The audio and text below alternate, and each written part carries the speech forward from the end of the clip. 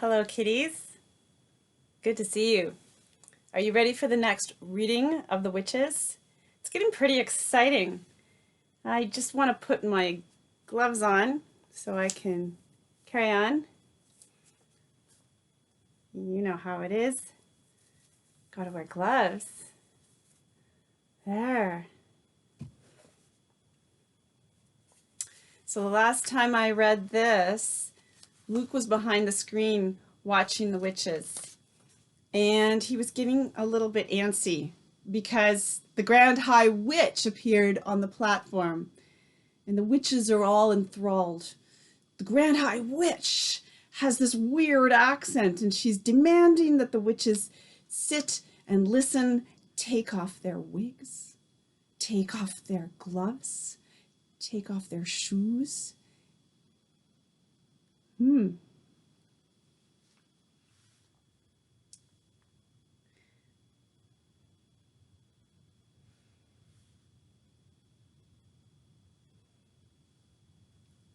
So the wigs were lifted away, and it was quite the sight.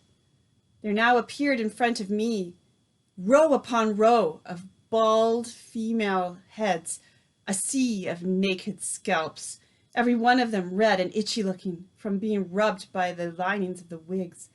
I simply cannot tell you how awful they were, and somehow the whole sight was made more grotesque because underneath those frightful scabby bald heads, the bodies were dressed in fashionable and rather pretty clothes.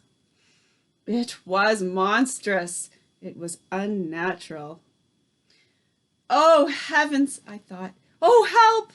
Oh, Lord, have mercy on me.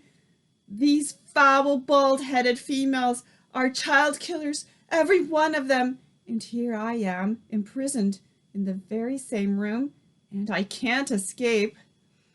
At that point, a new and doubly horrifying thought struck me.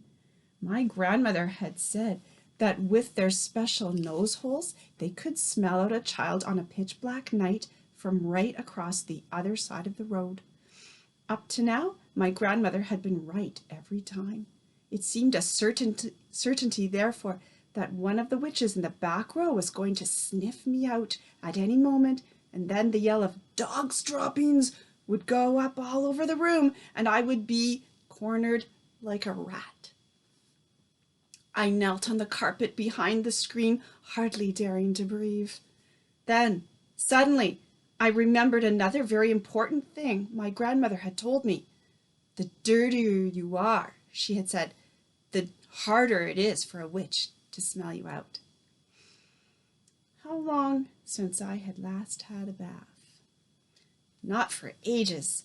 I had my own room in the hotel, and my grandmother never bothered with silly things like that.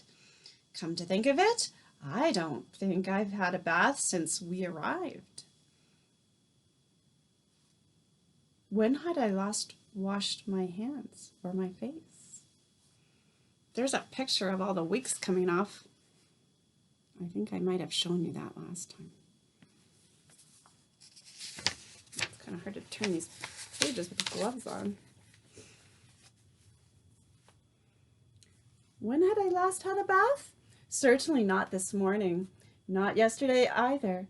I glanced down at my hands. They were covered with smudge and mud and goodness knows what else.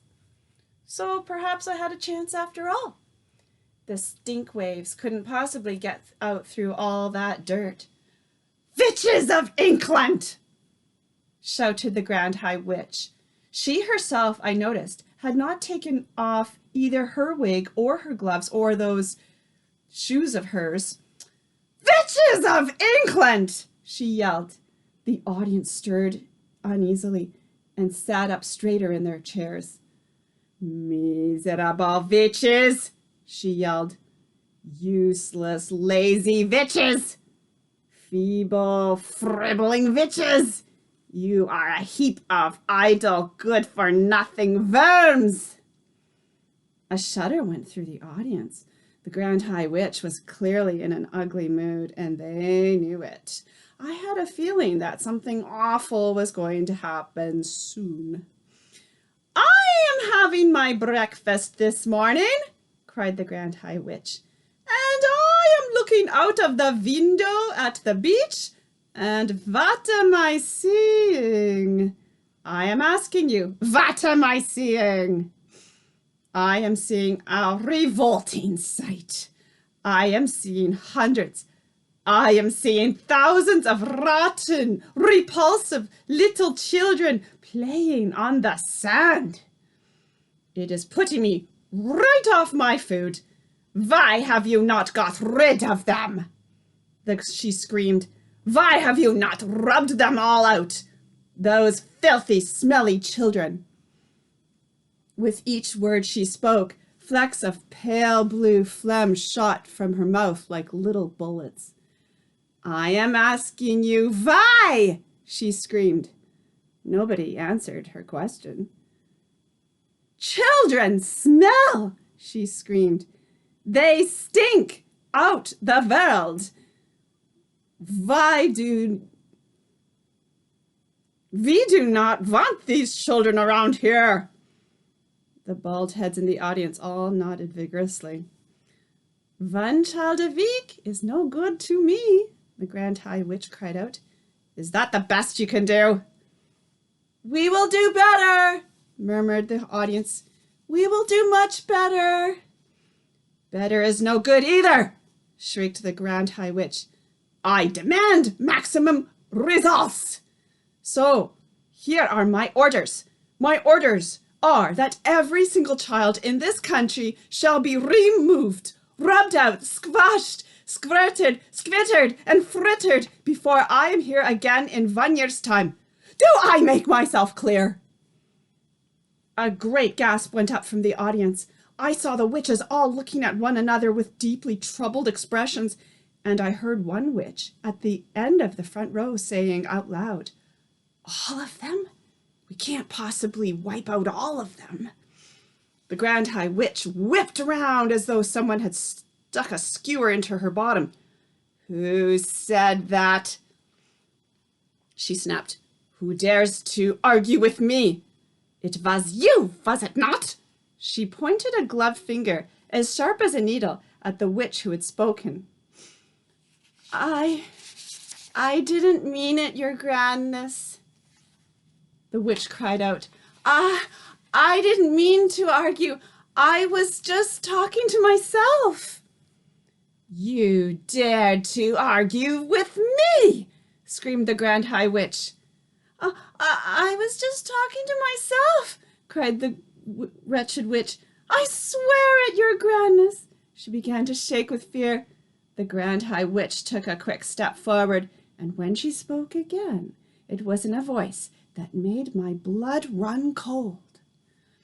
A stupid witch who answers back must burn until her bones are black, she screamed.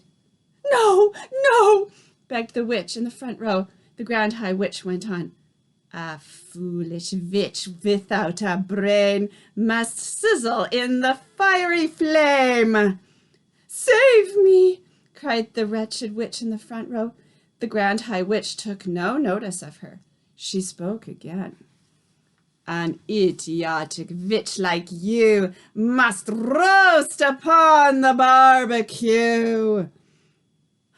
Forgive me, oh, your grandness, cried the miserable culprit.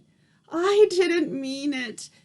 But the Grand High Witch continued with her terrible recital.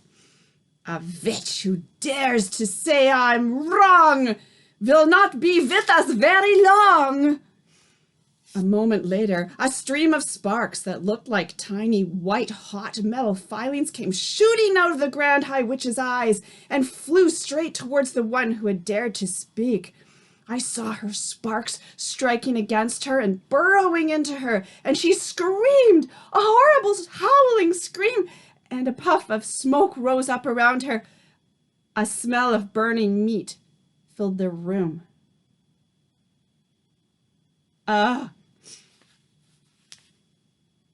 Horrible.